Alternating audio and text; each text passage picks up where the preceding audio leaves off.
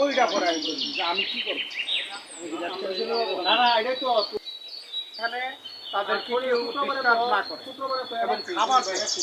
যদি খাবার পায় এবং তাদেরকে কোনো যদি ডিস্টার্ব না করা হয়, অত্যাচার না করা হয়, তাহলে পাখিগুলো খুব মানে কাছে আসে এবং আমি বিস্কিট দিলে হাত থেকে নিয়ে যায়। এরকম আমার ফ্যামিলির যারা আছে সবাই কিন্তু পাখির সাথে মানে এরকম বন্ধু এবং বিভিন্ন রকমের পাখি আমার এখানে আছে। এটা আসলে আমরা তাদেরকে কোনো সময় মানে মানে তাদের অত্যাচার করা যায় এরকম কিছু আমরা করি না।